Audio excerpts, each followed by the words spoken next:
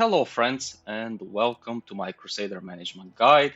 In this video I'm going to show you not only the best way to clear any demon army and capture any settlement, but also the fastest way to do it. I know a lot of people don't like the Crusade Management and there's an option to turn it off. Personally, I have never turned that option off. I don't know how it interacts with the game. Can you get the relic items if you turn off the Crusade Management or not? And for that purpose, I have always played through it, but I play through it in a very specific way that is just very fast to deal with it. So let's get started. Now, the moment this thing happens, when you actually become the commander of the crusade, this is after the prologue or act 1, whatever you want to call it, you're gonna get your army, right? Now, this is gonna vary depending on whether or not you paid Irabet for extra soldiers, but it doesn't matter. Whatever the case is, you have to do the following. You press that button and you have to assign a general. Now, the thing you need to know here is that when you press this button, you get options of your generals. In this case, we have none, so we have to recruit a new one.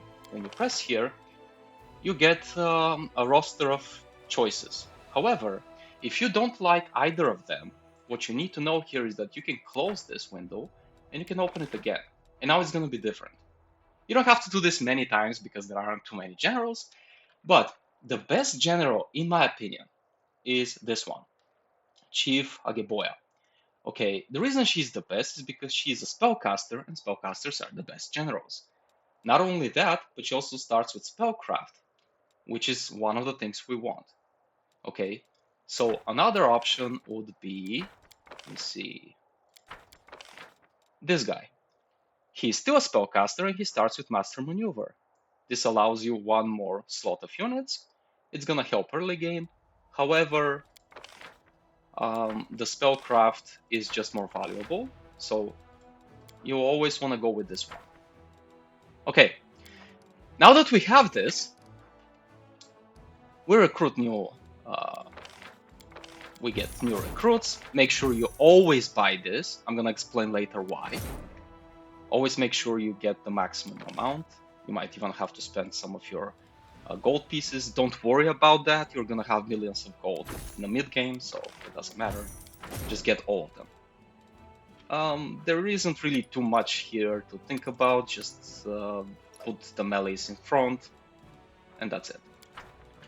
So let's join them together. Okay.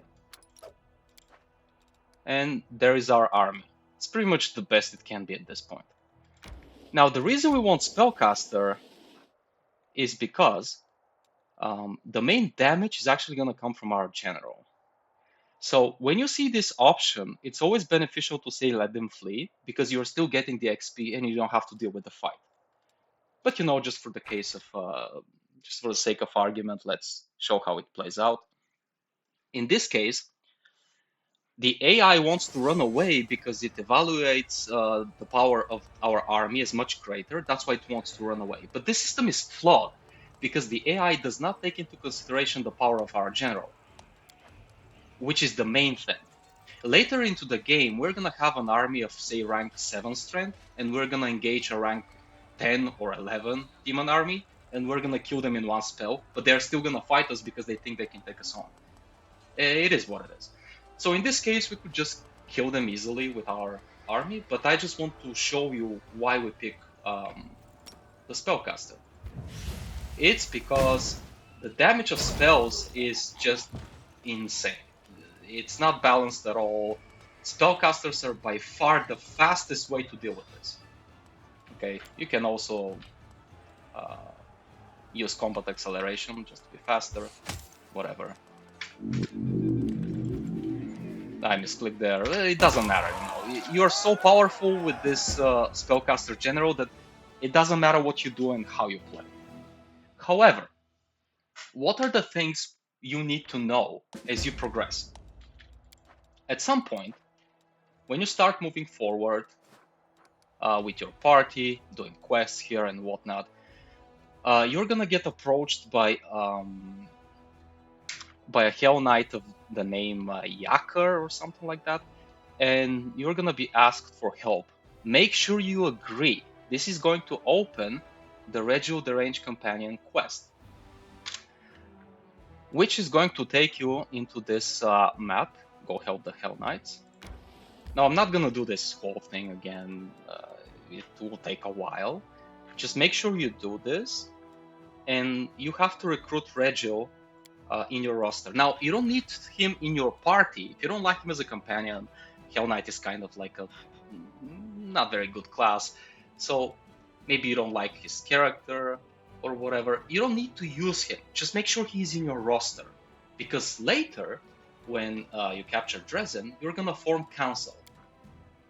You're going to have council for leadership, logistics, diplomacy, and military. And Regio is going to give you the best advices for military. If you don't have him in your party, you don't get access to the upgrades. And we want two of the two in total, so 100% of the advices and options that we want, we get from Regio. Make sure you have him. Really important. Okay. So the first upgrade he's going to provide you with is the upgrade on your infantry. They're going to turn into shield bearers. And how to explain this? This is actually the best unit in the game for that specific setup. Why is that? Well, the thing is, we're going to be dealing all of our damage with our commander. So all we care about is having units that just don't die. That's all we care about. And Dwarven Shield Bearers, they just don't die. They're way, way too tough, and they are way too easy to get to a high number. I would say once you have 100 of those, you could take any demon army on the map, regardless of the act, even in Act 5.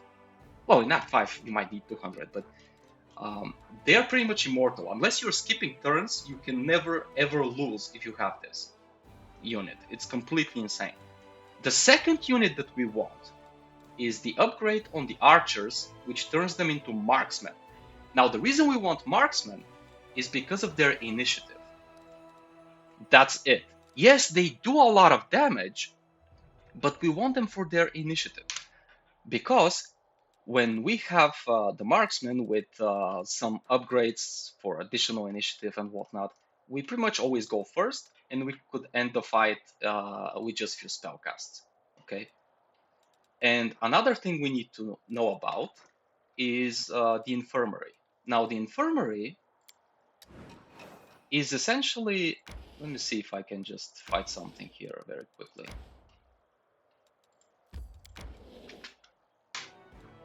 The infirmary basically shows us how many units we could afford to lose before they are considered dead, if that makes sense, right? So if you have a high infirmary size, any unit that gets damaged is actually considered injured. But the moment that infirmary size is filled up, any further casualty is death, right?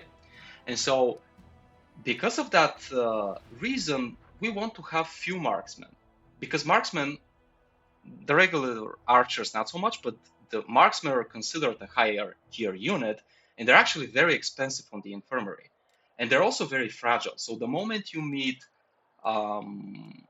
let's say, a demonic army that has a spellcaster, if they hit you with one lightning bolt, you could lose 200 marksmen, and chances are you're not going to have enough infirmary size to get away with that.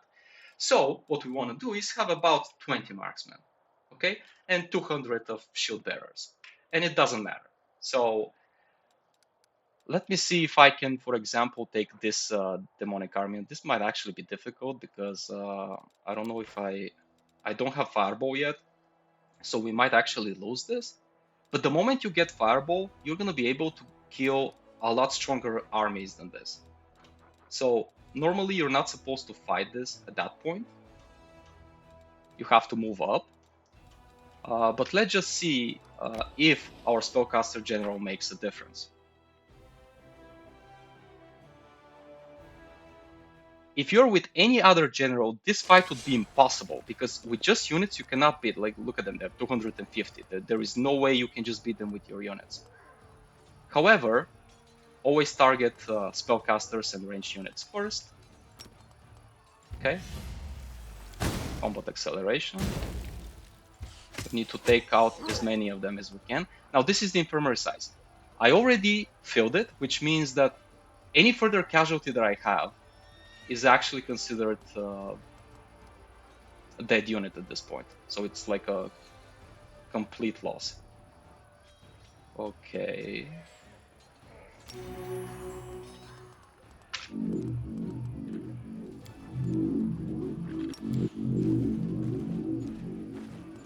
Now we don't need to waste the Scorching Bolt for only 16, so let's... As you can see, spells deal a lot of damage to units with higher AC. I could potentially take out 164 of these. If I attack them with regular units, you see the difference? So a warrior general will be able to buff your units and whatnot, but you will never have such spikes in power. Okay.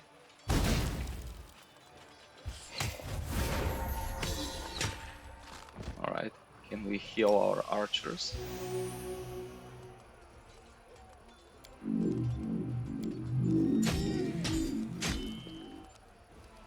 Again, this is not a fight you're supposed to do at this level.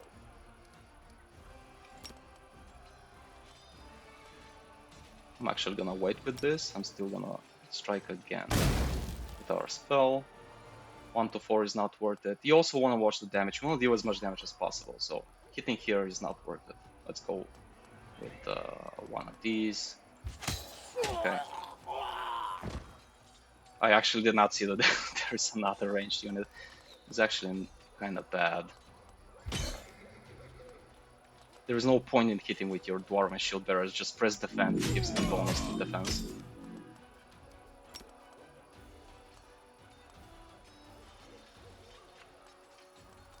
I actually want to keep them alive.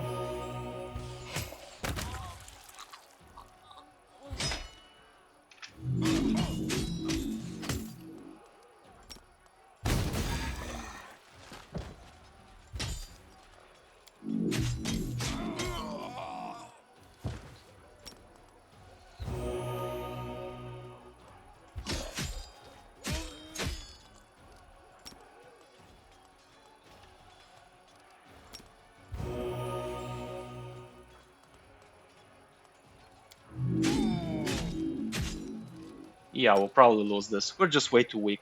If we had one fireball, we could take out all 3 of these, for example. So you have huge power spikes late game, but that's probably not a good example.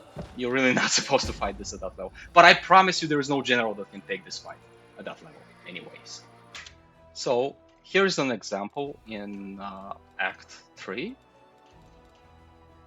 Now this army is of green rank, so it should be way too easy for us. But it doesn't matter, we're barely going to even use our units.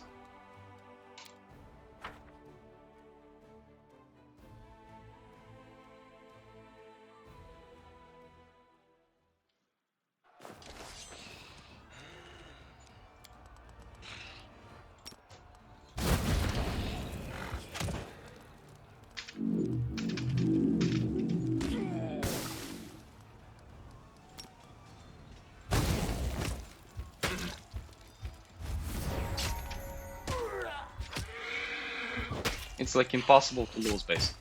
And we don't even have our upgrades yet. These are supposed to be Dwarven Shield Bearers. They'll become 512 of them, which, you know, at this point they're like impossible to kill.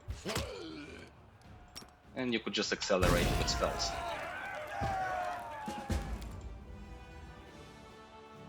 We could take out some of the tougher enemies. Let me look for another save file where I can actually show you that. Okay, so here's an example of, I believe this is Act 3. Yeah, that should be Act 3. My army is of rank 5. Okay, so the strength of my army is considered rank 5, and this strength is considered rank 11.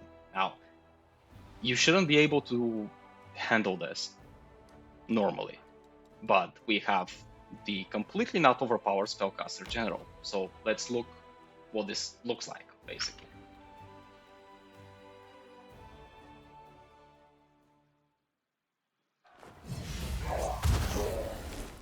Okay, whatever.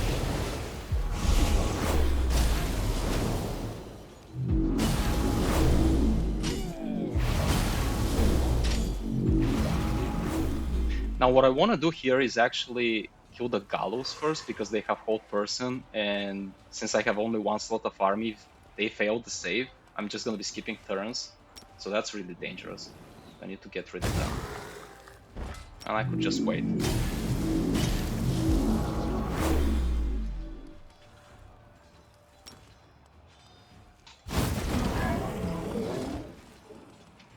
Okay.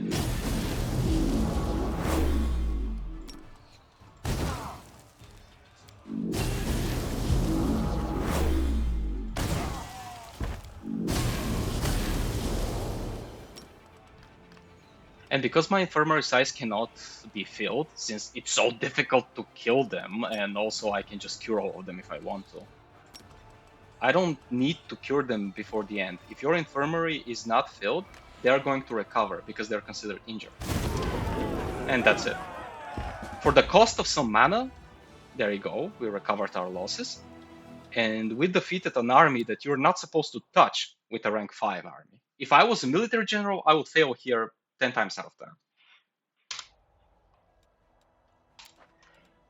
Okay, so for leveling, here is what you need. So, anything that improves the so-called power, this is the spellcasting damage stat, bonus to power, that's all you care about. So you want spellcraft, you want magical reserves for more mana. For damage spells, you want fireball. Some enemies are immune to fire, like Brimoraks, Balors, fire elementals, and whatnot. Then you want Ice Storm. Anything that cannot be killed with Fireball can be killed with Ice Storm, and vice versa. If you have these two spells, you can kill any army on any act at any point in the game. It doesn't matter. Okay, you only need those two. Yes, there are some stronger spells, but this is completely enough. And then you just want synergies with power and spellcasting power for your general. So Arcane Magic, Magical Reserves 1 and 2, and also Alchemist Laboratory. So you also want Cure Wounds, just in case, and that's it. Anything else you pick is just passives, like Zealous Student is good, faster XP gain, whatnot. The rest doesn't matter, you can pick whatever you like. But the really important stuff is Fireball, Cure Wounds. You could even play without Master Maneuver. And the funny thing about this is, your army could consist of like 200 of these guys, nothing else. The reason I recommend Marksman later into the game is because of the initiative, that's all. However, another thing we need to know is the buildings. Now, every time you conquer a settlement, you can enter inside and you can build specific buildings. What I do recommend is that you get a bunch of alchemist laboratories in, I don't know, let's say 4 or 5 settlements, just so you have faster mana regen. Because otherwise you would have to take rests and skip days, because at the end of the day, this power comes at the cost of mana. So we want alchemist laboratory. And I would recommend garrison barracks in each settlement, because they increase the amount of infantry you can purchase. And the reason for that, even though we don't need a lot of them, is actually really important. You want to make sure you buy all the soldiers available all the time. This is really, really important. Why? Because that is the only way you can lose the game. Manifests into the mechanic called morale. Now, morale is a very, very sneaky and dangerous mechanic, which you might overlook. The problem with morale is that this is in an essence a finite resource. There is a limited amount of morale you can acquire. Okay, So you get morale by conquering the demonic outposts and by killing the demonic armies, which, well, I have cleared them here, but you know, normally they are these red pieces. And once you clear them all, you have no other ways to generate morale. You cannot farm morale. But every time you skip a term, you lose morale. Okay? So if you fail to reach rank 8 in military later into the game, the only way to keep getting military experience after all the victories is by recruiting new units, right? However, there is a limited amount of how many units you can buy. And you might end up in a situation in Act 5 where you have to skip turns, wait for the new week to buy the new units to get a little bit of military XP. But the problem is, while morale gain is finite, morale loss is infinite. Every skip turn loses morale. Yes, you have some decrease like Crusader, what was it, Glory of the Heroes or something like that, that gives you 5 to 10 morale, but it requires 5 days to resolve. And in 5 days, you lose more than you gain. So essentially, you're playing against the clock. My recommendation here is buy all the units that you can buy, okay? And also, do not be in a hurry to conquer every settlement. They're not going anywhere. If you follow this guide, you're going to be able to crush anything anyway. So just make sure you keep your morale positive, let's say at 15 or something like that. But do not cap your morale at 20 and then keep fighting additionally, because you're gonna keep it high, but at some point it's gonna start going down and now you cannot farm it anymore. And let me just show you what happens if morale actually goes down. This is the same save, but in Act 5. It doesn't matter how many units I have, how strong I am. Morale is down because I had to skip a lot of days, and we are way off of rank 8. Still, we have conquered everything. We cannot gain additional morale. It just keeps going down. And once it reaches minus 100, well, you can no longer purchase units. So you can no longer gain XP. On top of that, it doesn't matter how strong you are. Once morale is not even at the point of broken, once it's low, at minus 40, minus 60, all of your units are going to be skipping all of their turns. It's incredibly frustrating when your general can do 50k damage with one AoE spell, and all you need is one turn to destroy any army, but you cannot get that turn. You start first, but they give up. And they just keep giving up and giving up and giving up, and eventually you lose. So you have the power to kill anything with one spell, and you're gonna lose 100% of the time. This is what happens if morale gets broken. Do not underestimate this. I repeat, do not underestimate this. It will spiral down, and it's impossible to fix. You have to load an earlier save. It's very frustrating, but that's how it works.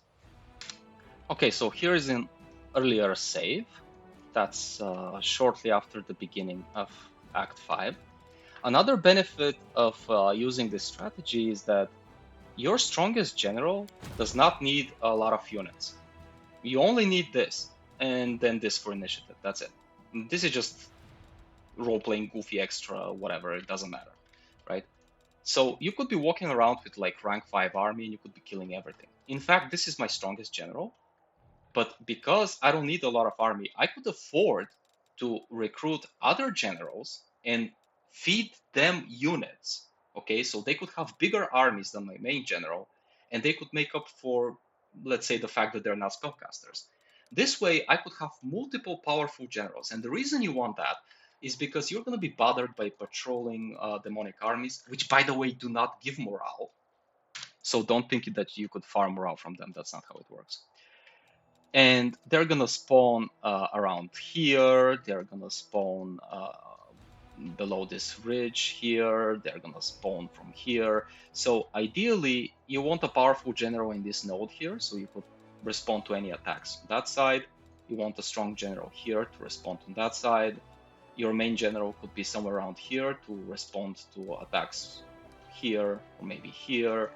Um, and additionally to keep invading, right? So you cannot play the game with just one general. It's just not possible because you're gonna get invaded by different routes from different sides. And so, for example, this is my strongest general, but I also have where are you? This UI is a little bit frustrating, but I have this one, which is fairly strong on his own. Then there is this one, and all of them are powerful. I recruit the spellcasters first because they're the best. So, for example, I don't know if I even have to use some of these spells. They recover daily, so it doesn't matter. Um, let's try to attack this settlement here, which is 11, but we don't care because we're a spellcaster, so it doesn't matter.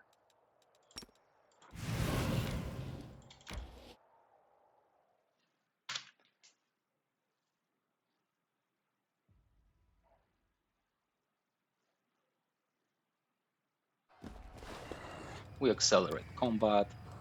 Again, we are supposed to lose here. Our army is much weaker, but we are a spellcaster. So look at this.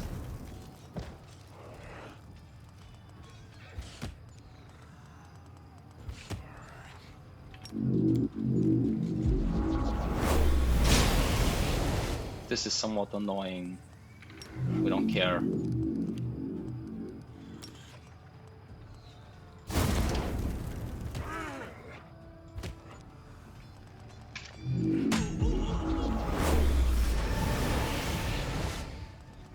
They got scared.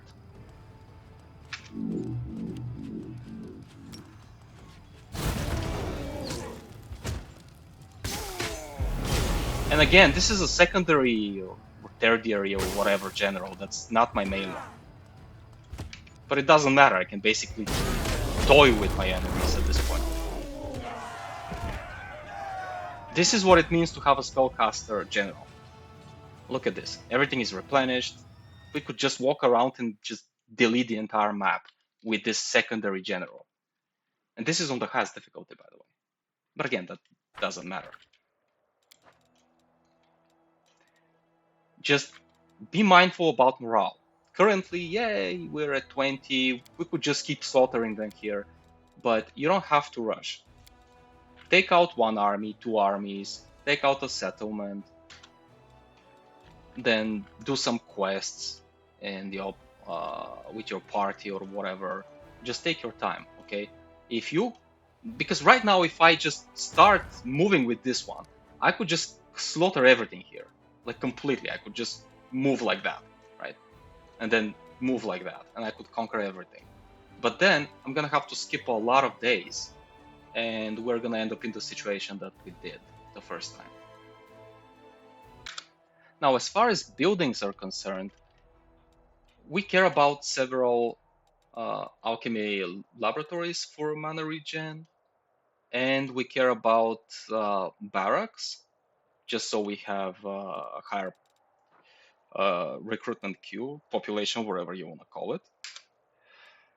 And on top of that, what we want in our outer outposts is teleportation circle, but you need to upgrade them to have that. You have limited amount of upgrades, so choose wisely. Now, I recommend camp on the ferry, lens of Yacht Watch, treason home, and camp of Mammoth Lords. If you have this, and you could teleport to any of these locations, you could walk relatively easily anywhere on the map. Now again, you can pick different ones if you want. You could pick like Tyrant Keep, but there is like one or two quests here, so I don't think it's worth it. You can decide that for yourself. Just keep in mind that teleportation circles are important. On top of that, if you decide that, let's say I want to conquer this outpost and I want to do other stuff before I keep getting forward, in this case, you want to build Citadel here, Watchtower, and barracks and alchemy lab. Okay, just so if a patrolling army attacks the settlement, the watchtower and the citadel are going to slow down the capture, so you have time to address the attack with one of your generals. Other than that, you're constantly going to be making decisions about your army. All you care about is power. Spell power. Anything that gives you spell power, that's all we care about. And initiative for our marksmen. Any other decision, you can just roleplay however you like. If you do this, you're going to be crushing everything on the map. Just make sure you don't crush everything too fast, because this thing is very sneaky. I had to reload an earlier save to fix that. But if you buy every single unit available, and you also have all the upgrades for additional units and higher population every week, you could just buy more of them and you could get to rank 8 relatively quickly. This is the hardest stat to level, by the way, military. Everything else you can level just from the decisions you make as you play the game. But military is very hard, because killing everything is not enough XP to get you to 8. So make sure you buy all the units that you can, and make sure that you conquer the demonic settlements and armies methodically. Don't do it at once. That's about it. If you follow that, you're gonna be crushing every single crusade. Again, it's a single player game. You can play however you like. You could use Ranger General, you could use Warrior General. This is just the fastest way. I'm not even saying that it's the strongest, I'm saying it's the fastest. Because you just throw one spell and everything is dead. Like, well, what could be possibly faster than that? Again, it doesn't matter. We could fight this one, for example. It's not gonna go in a much more different fashion, to be completely honest. There really is nothing the enemies can do. Just be mindful about spellcasters and ranged units, because they can cause a lot of damage. So, for example, in this case, these are axe throwers. They can hurt our marksmen. The AI loves to target our marksmen because that's where it deals maximum damage. Okay.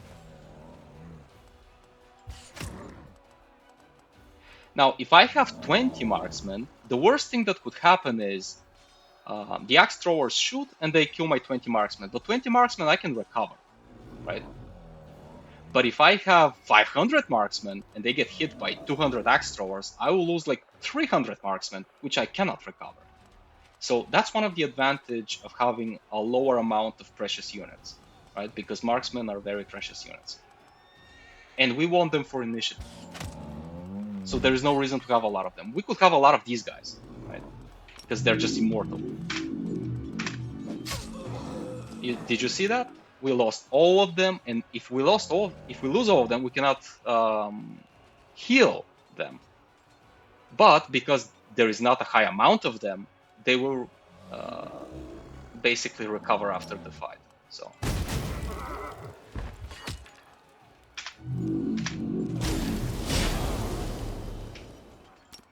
it really doesn't matter. You could use something else if you want to.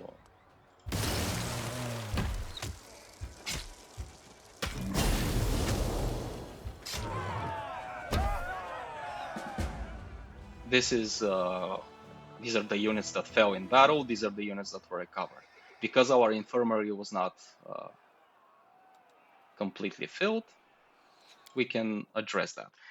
You can build some hospitals if you want higher infirmary size, but in reality, you don't need that. As long as you don't have a lot of marksmen, you don't have to worry about that. Well, I think that about wraps it up. These are the most important things that are going to help you to crush the crusade management in this game, and you might even enjoy it. It's not that bad, actually. That will be it for this video. Thank you all for watching. Have a good one.